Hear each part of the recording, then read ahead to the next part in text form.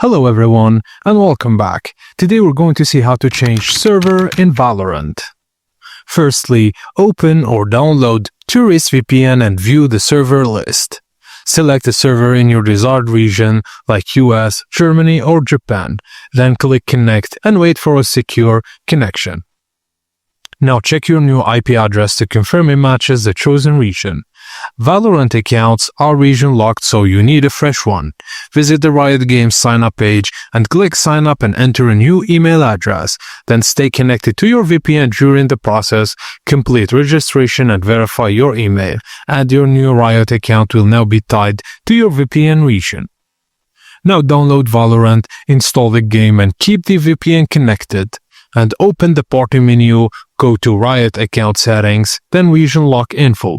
If your wrong region shows, log out, reconnect to VPN, and relaunch. With Tourist VPN, you can enjoy Valorant on any server. And that's it guys, as simple as that. Thank you guys for watching, and please be sure to like and subscribe for our channel for more tips and tricks like this.